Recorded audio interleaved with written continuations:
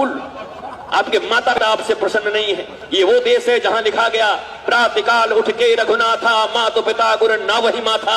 वो माता पिता आपसे प्रसन्न नहीं, वो आपके बुजुर्ग आपसे प्रसन्न नहीं, आपके गुरुजन आपसे प्रसन्न नहीं। उनकी अप्रसन्नता को लेकर के आप अपने जीवन में टेंशन डिप्रेशन को लेकर के डॉक्टरों की दवाइयां और गोलियां खाते फिर रहे हो। अभागे बने बैठे हैं भाग्यवान होने के बाद भी।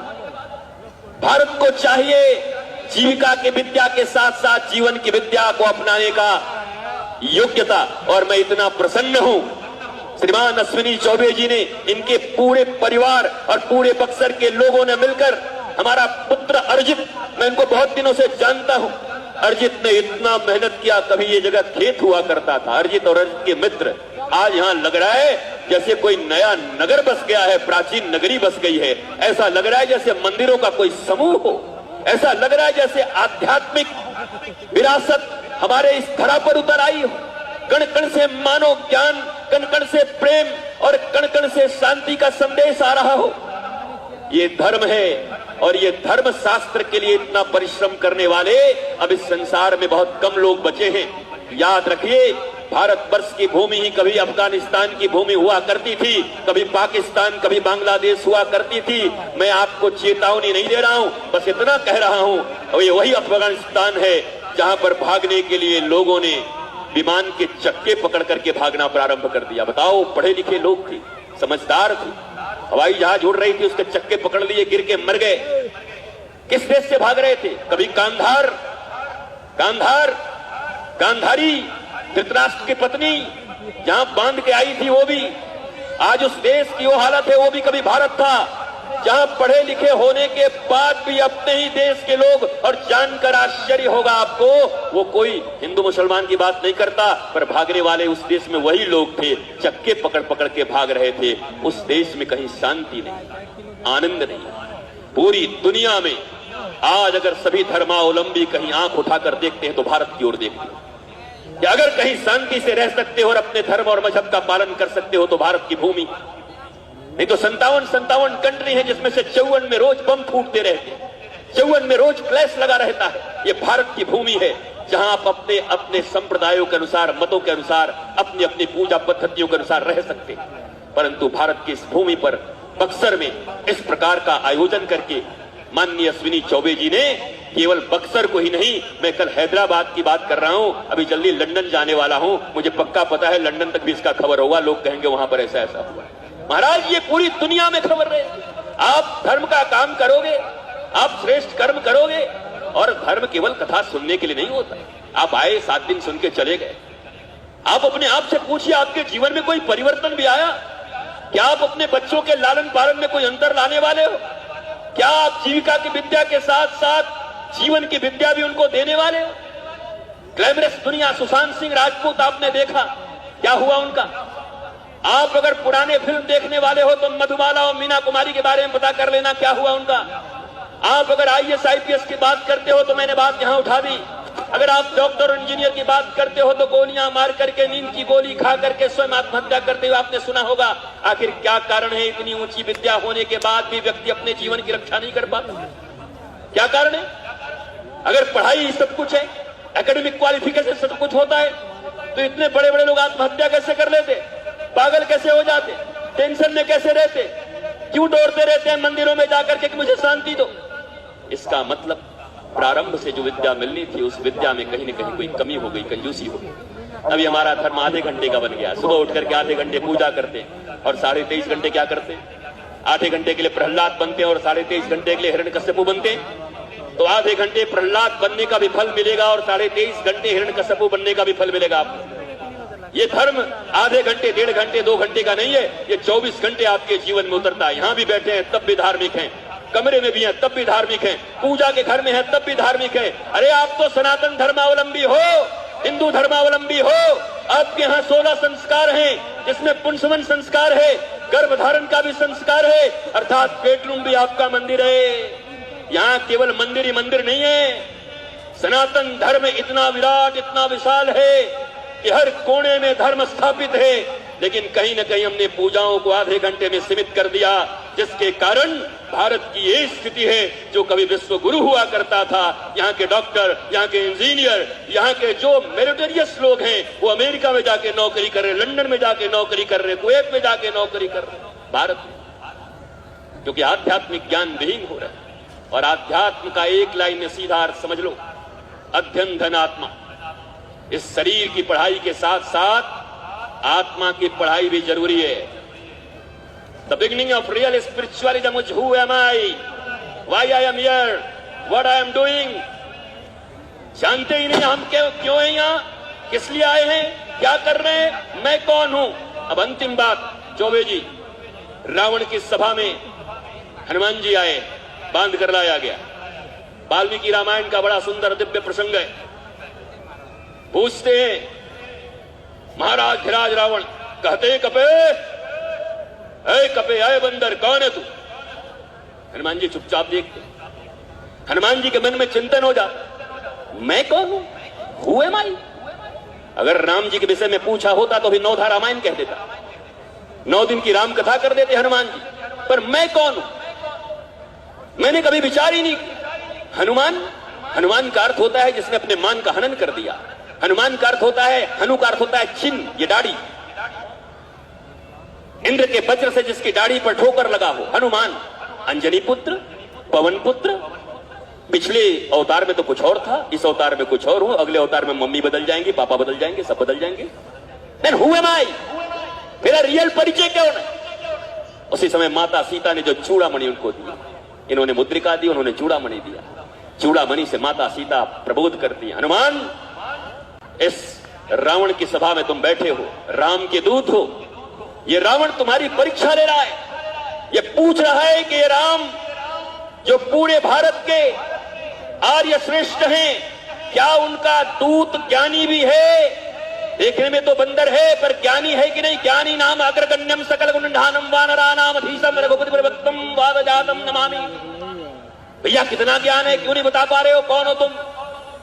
कहा माता जी मैं क्या बताऊं, मैं चिंतन कर रहा हूं, मैं कौन हूं, मुझे मेरा पता मिल ही नहीं रहा है। माता सीता ने कहा एक काम करो, बड़ी प्यार की बात सुनना, बड़े विद्वान लोग बैठे हो, बक्सर विद्वतों की भूमि है, विद्वानों की भूमि है। माता सीता ने कहा एक शर्त पे बताऊंगी, मुझे गुरु मानने को तैयार हो जाओ। हनुमान जी ने कहा कोई गुरु था भी नहीं माता, तुम ही गुरु बन जाओ, अभी गुरु मान लेती। चलो फिर तो मैं तुमको बता देती हूँ, प्रबोध दे देती हूँ। माता सीता ने प्रबोध दिया और उस समय रावण की भरी सभा में हनुमान जी ने दोनों हाथ उठाकर कहा दासो हम कौशलेंद्रस्य, मैं दास हूं भगवान कौशलेंद्र श्री राम का, यही मेरा परिचय है। जीव हो श्री कृष्ण नित्य दास, दासो हम शिवो हम, अहम ब्रह्मास्मि का प्रारंभ दासो हम से ही हो सकता है। पहले अगर शिवो हम कह गए, पहले अगर अहम ब्रह्मास्मि कह गए तो अहंकार से भर जाओगे और अहंकार के वशीभूत होकर के न जाने फिर क्या क्या बन जाओगे। दासो हम कौशलेंद्रस्य। अच्छा, रावण बड़ा साइकोलॉजी का वार करता था। ऐसे ही रावण थोड़ी था, ऐसे ही सब उनके यहां थोड़ी बंधे हुए थे, ऐसे ही थोड़ी सोने की लंका बना के रखा। रावण ने साइकोलॉजिकल वार किया। ओ तुम नौकर हो, दास, स्लेव, आर यू सर्वेंट।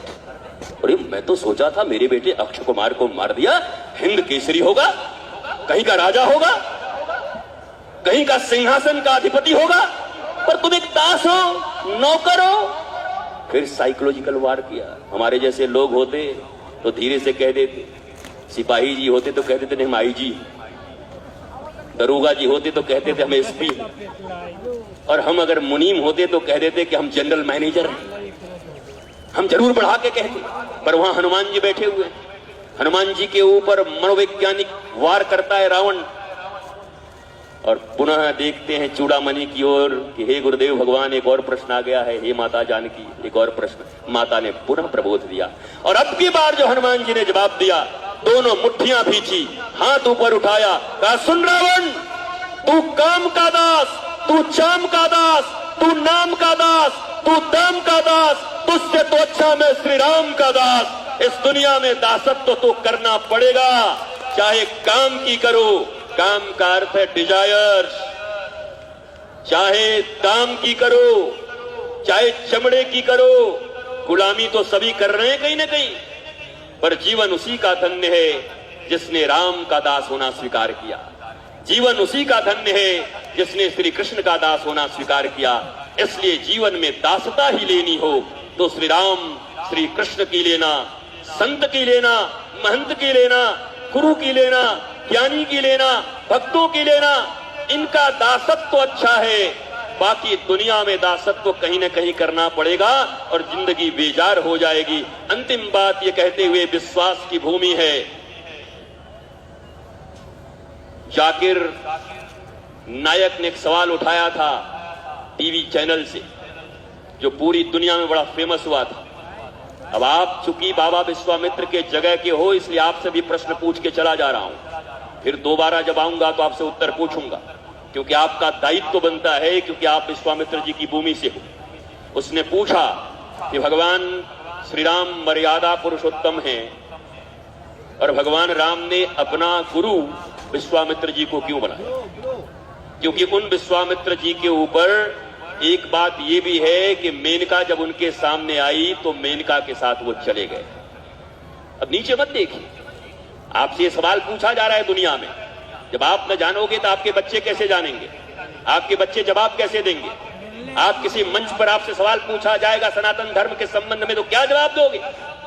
क्या चिल्लाकर मुंह बंद कर दोगे? दुनिया तर्क पूछेगी, दुनिया इसके पीछे विज्ञान पूछेगी, क्या जवाब दोगे? बोला भगवान राम जब इतने मर्यादा पुरुषोत्तम हैं तो गुरु भी एक बहुत मर्यादित को बनाते, विवादित को क्यों बनाया? विवादित कह दिया उन्होंने विश्वामित्र जी को। अब मैं बक्सर की भूमि पर, बक्सर के विद्वानों, मेरे भाइयों, आपके लिए सवाल छोड़े जाता हूं। अगर आप जवाब न दोगे तो 3 दिन के बाद, चाहे आज तक चाहे आर भारत पे आके मैं जवाब दे दूंगा, आपको मिल जाएगा।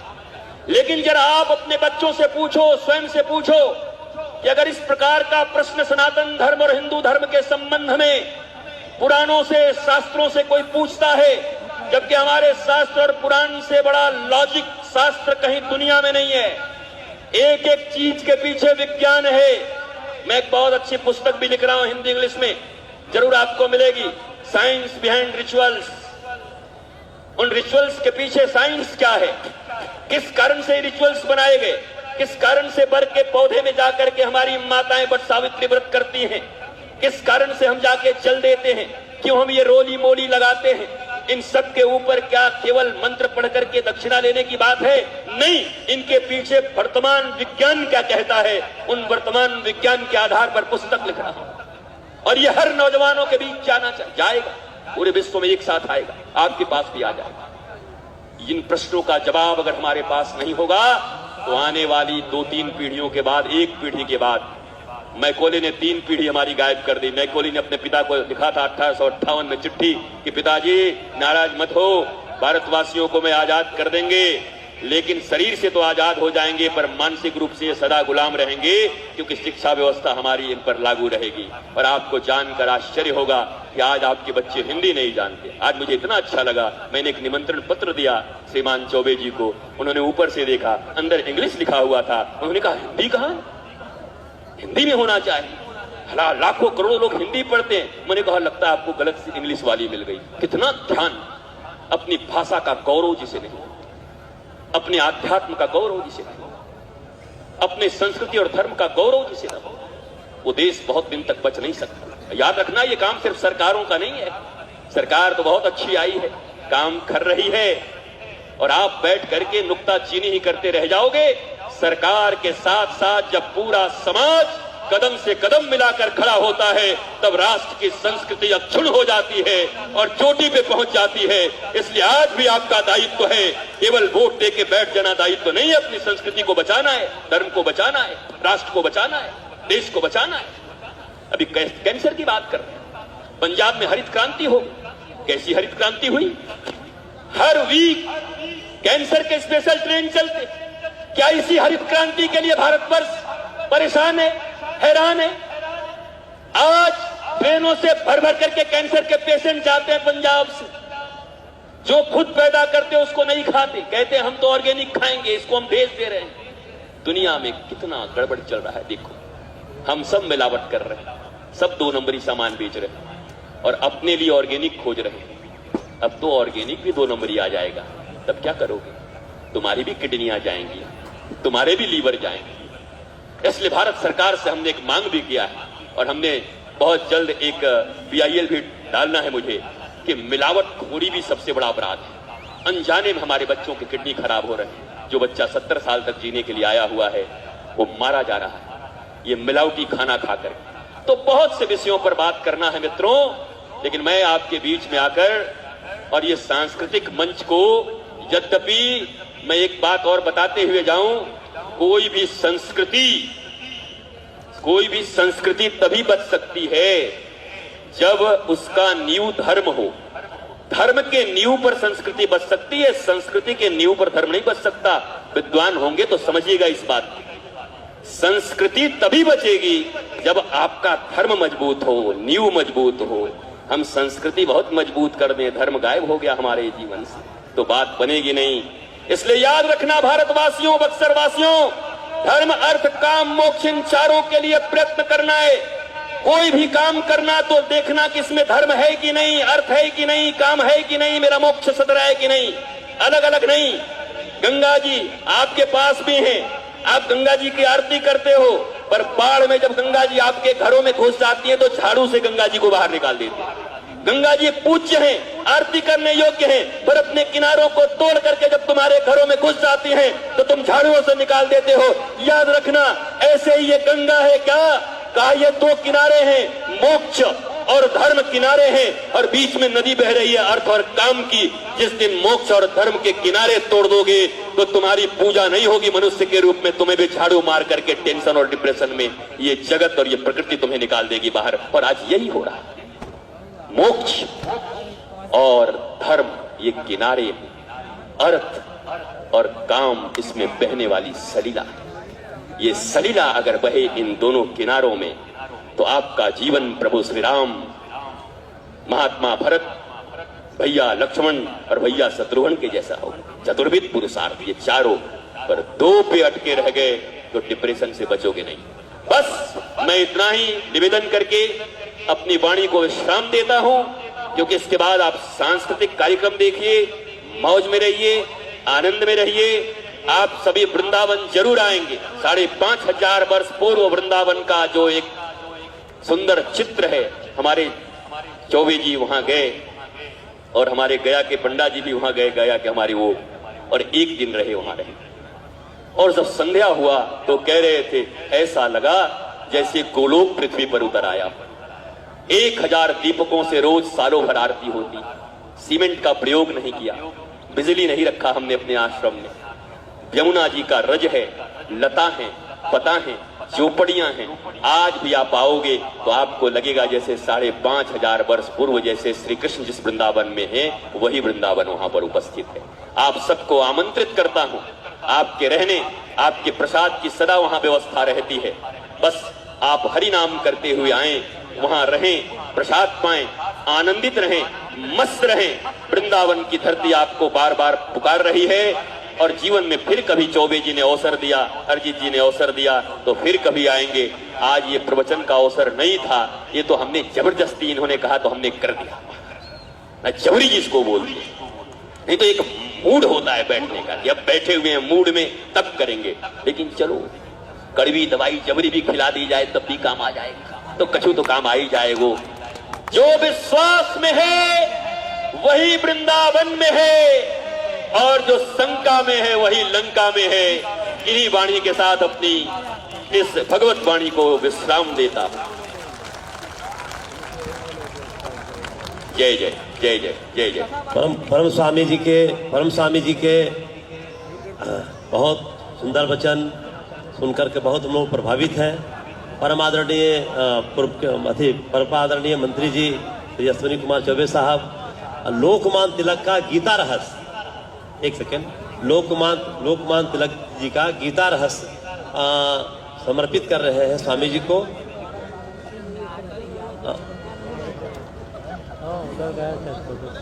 मंचन जी जी बहुत अच्छा रहा स्वामी जी जी।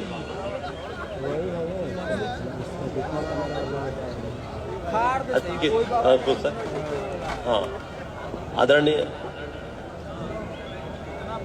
यह लोकमान्य तिलक जी का गीता रहस्य है।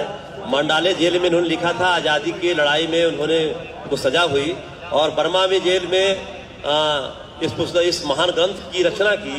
और स्वामी जी आदरणीय बाबा जी के प्रेरणा से इस पर मैंने दुर्भाग्य कि 100 वर्षों में इस पर कोई काम नहीं हुआ। 1920 के बाद कोई काम नहीं हुआ। इनके प्रेरणा से हम लोग 1 लाख प्रति छापे जी। गीता रहस्य, लोकमान्य तिलक का गीता रहस्य, आदरणीय प्रधानमंत्री जी इसका विमोचन किए। जो डॉक्टर जोशी साहब और प्रेरणा आदरणीय अश्विनी कुमार चौबे साहब का था। और हम लोगों ने मिलकर 3 साल संघर्ष लगातार काम करते हुए पूरे हिंदुस्तान के कोने कोने में हम इसको पहुंचा रहे हैं। अब अच्छा फील हो रहा है, अच्छा फील हो रहा है। जाने वाले हैं ना, इसलिए फ्री होने वाले हैं।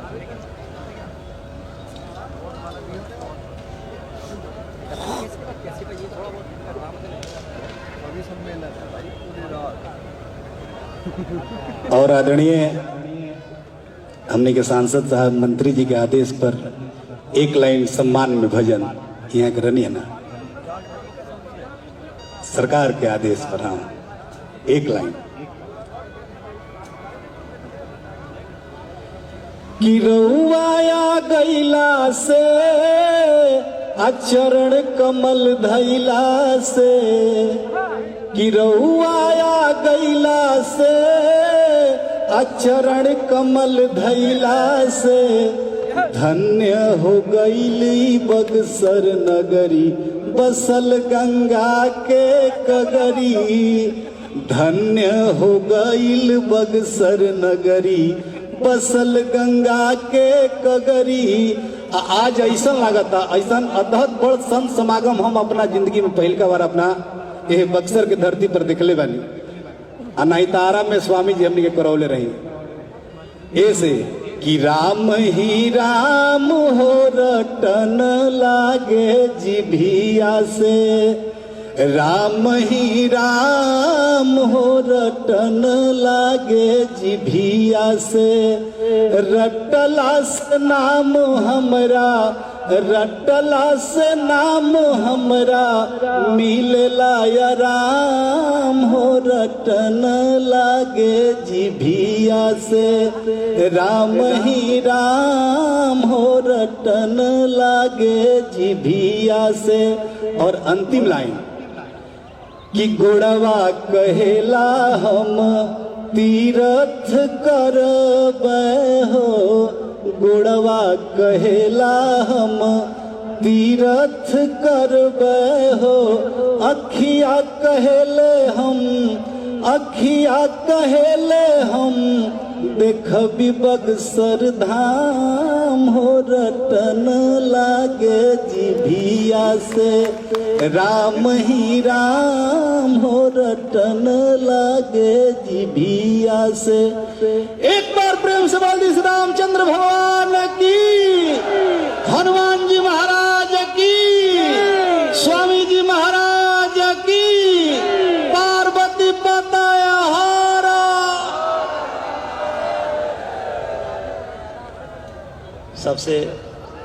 सबसे निवेदन है कि नाट्य मंचन की परंपरा है कि कलाकार के अलावे मंच पर सब नीचे चले जाएं तो बड़ी कृपा।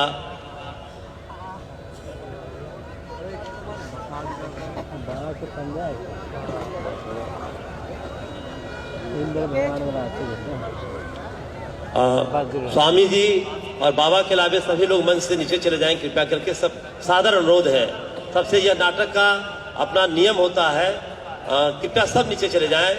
आदरणीय कृपया करके कलाकारों का सम्मान होता है। हाँ, कोई भी एक भी आदमी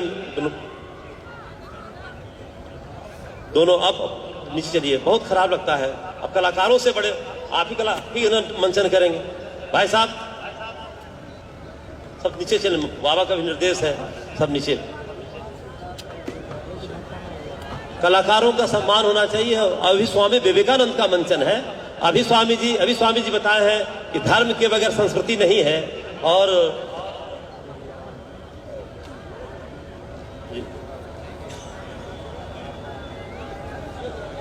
अच्छा, क्या क्या क्या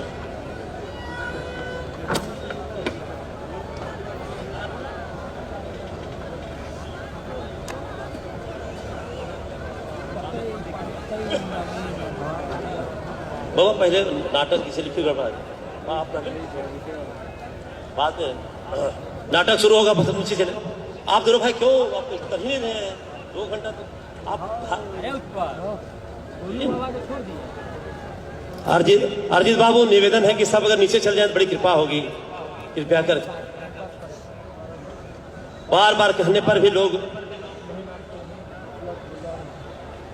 मुजीब साहब ये कार्यक्रम शुरू किया जाए सिवा सब लाइन ओके है सब लाइन ओके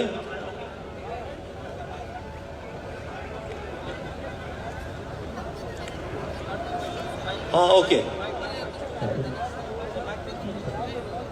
मुजीब साहब जी कार्यक्रम शुरू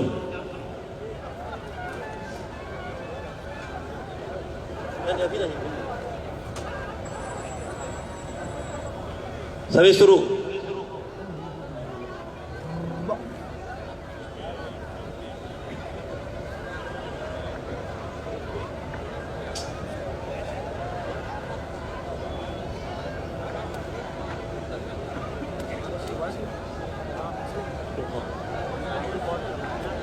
और बाद में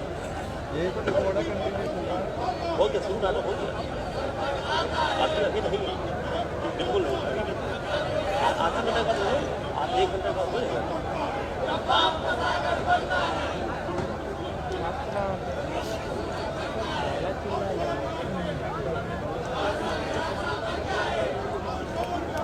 आप चलिए बाहर चलिए क्या बाहर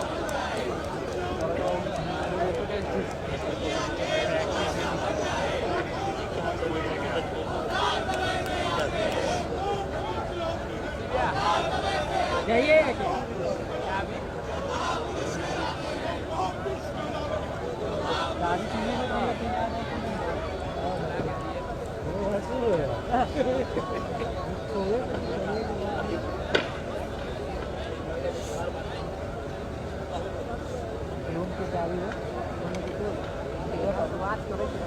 रूम की चाबी भैया पूरा पास नहीं यहाँ चाबी भैया के पास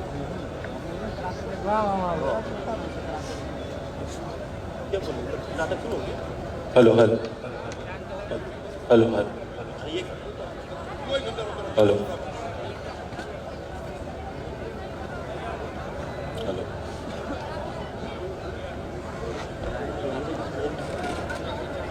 हेलो हेलो हेलो कितना खेला लग एक मिनट मुझे साहब एक मिनट हुआ रहा तो खेला क्या गुड्डू गुड्डू कहाँ पर है गुड्डू आजाद गुड्डू आजाद राम बहादुर है जी जिसका पुस्तक का विमोचन है आप पास आइए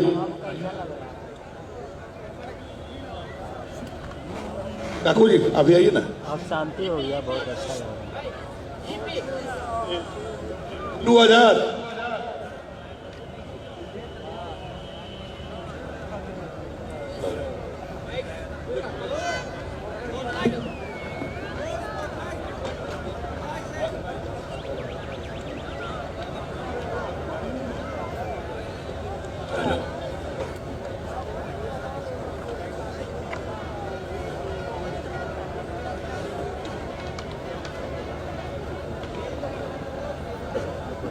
गुड्डू आजाद जहां कहीं भी हो जल्द से पहुंचे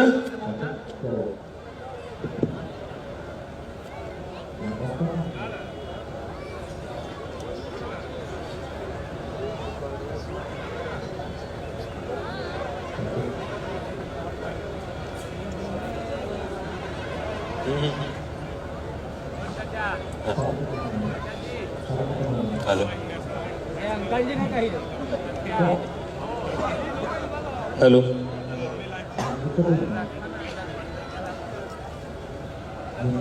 संत समागम के इस पावन बेला में राम बहादुर राय के लेखनी के सौजन्य से आज पुरालोकन हो रहा है। ये दो ऐसे किताब जिन्होंने जीवन के तमाम रंगों को निश्चित करते हुए लिखा, जीवन के विविध रंग और उसके बाद अनकही संवेदनाएं, जो जीवन के इर्द गिर्द तमाम संवेदनाएं होती है, अच्छाई और बुराई दोनों को संलग्नित करती है।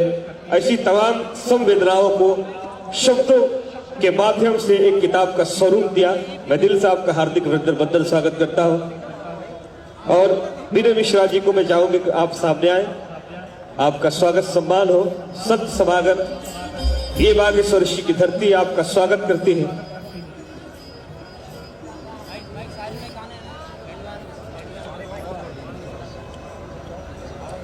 साथ ही साथ दो अद्भुत जोड़ी जिन्होंने भजन संध्या में लोगों को छुआ कर ओतप्रोत किया, करण अर्जुन। ये दो बालक हैं, हम चाहेंगे क्या है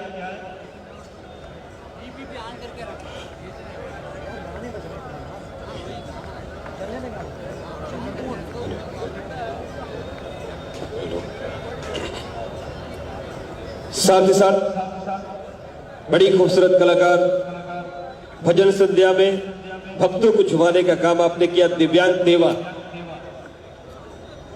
दिव्यांग देवा से चाहूंगा आप आए।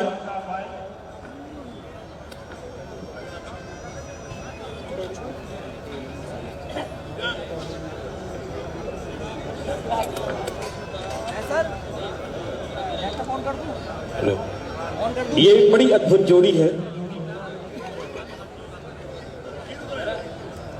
लेते रहिए आप लोग, इस क्षण को कैमरे में कैद कीजिए। सनातन संस्कृति और सभ्यता का स्वरूप जो आज दिखाई दे रहा है, मैं दिल से अभिनंदन करता हूं। रोहित प्रधान जी, बड़ी अच्छी आवाज जो आप अक्सर का नेतृत्व करते हैं, लोक संस्कृति और मर्यादी गीतों के सौजन्य से मैं आपका अभिनंदन करता हूं।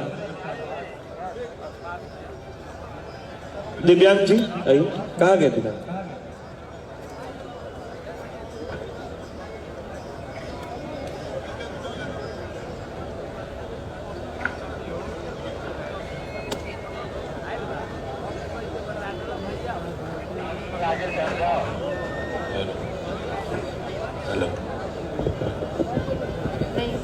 Hello hello. और रोहित जी कहाँ हैं? मिथिलेश तिवारी जी को मैं चाहूंगा कि आप आए। हाँ, मिथिलेश तिवारी जी आप आ जाए। अनुशुमन जी, अनुशुमन दुबे आप आए। गोलू गोसाई जी, मिथिलेश तिवारी, सभी लोग आए बारी बारी से।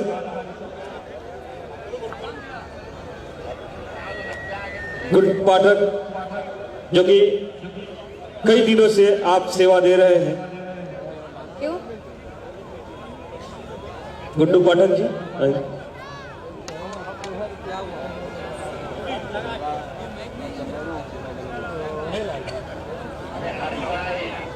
गुड्डू पाठक। रोहित दुबे जी हमारे बीच है, मैं आवाज दूंगा कि आप आए। विराट मिश्रा जी,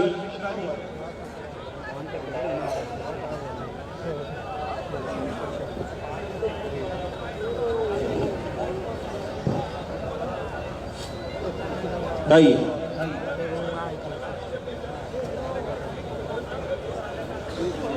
रोहित जी, विराट मिश्रा जी, रोहित दुबे,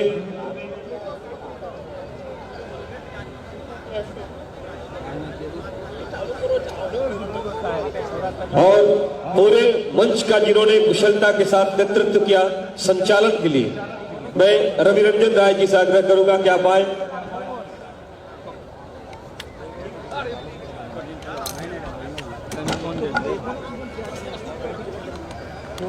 और साथ ही साथ रमन पांडे जी को मैं बुलाऊं, जो कि पूरी गाइडलाइन पूरा जब तक ये 9 दिवसीय कार्यक्रम चला, आपका महत्वपूर्ण योगदान और भूमिका रही। हृदय से आपका अभिनंदन। श्री पंकज चौधरी जी आईपीएस हमारे बीच है। रवि रंजन राय जी का आगमन हुआ। जिनके कंठों में मां सरस्वती का वास है और बड़ी कुशलता के साथ मंच के कार्यभार को आपने संभाला। हृदय से आपका हार्दिक अभिनंदन स्वागत।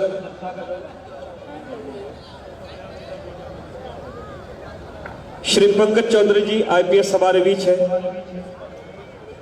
आ जाइए। प्रशासनिक तंत्रों का एक ऐसा ये स्वरूप हमारे बीच, मैं दिल से आपका हार्दिक अभिनंदन स्वागत करता हूं। परम आदरणीय श्रद्धेय बहुत अच्छे गीतकार शशि बावला जी से मैं आग्रह करूंगा कि आप आए।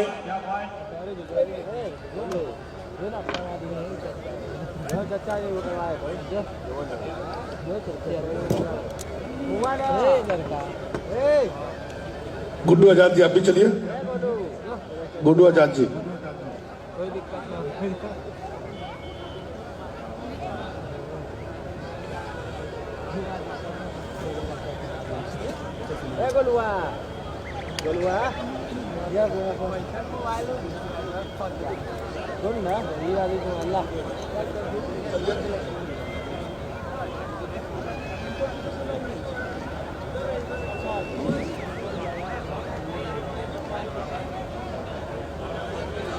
और इस पूरी व्यवस्था जिनकी देखरेख में हुआ, जो मंच के संयोजक हमारे थे आदरणीय नंद कुमार तिवारी जी, भैया का आशीर्वाद सम्मान सब कुछ मिलना चाहिए महाराज श्री से।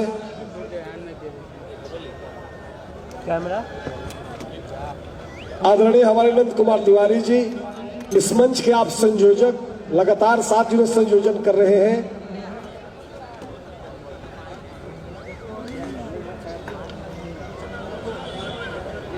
और अर्चना मैम, मेरी आवाज आप तक पहुंच रही हो तो आ जाए। ये पूरे कार्यक्रम का कोऑर्डिनेट किस तरीके से किया जाए, और इस 9 दिवसीय कार्यक्रम में आपका बहुत बड़ा अहम योगदान रहा। आपने दिन और रात दोनों को एकत्र करते हुए एक जीवन शैली को जीते हुए आपने धर्मशास्त्र को बागेश्वर ऋषि की धरती उल्लेखनीय किया आपने नाट्य रूपांतर के माध्यम से। जी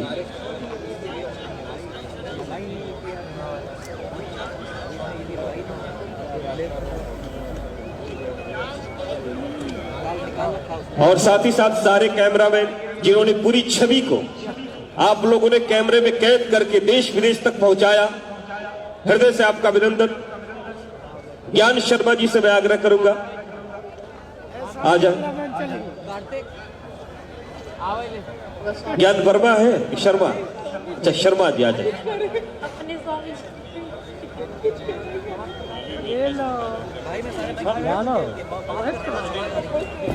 और उसके बाद स्वामी विवेकानंद का नाट्य रूपांतर आपके दिलों तक पहुंचाने के लिए कलाकार तैयार हैं।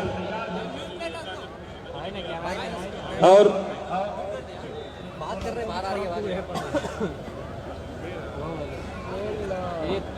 कृपया अब मुंबई के कलाकार ठंड में 3 घंटे से खड़े हैं और आप इनकी अग्नि परीक्षा ले रहे हैं, कोई बात नहीं है। कृपया कम से कम मन से आप स्वामी जी आप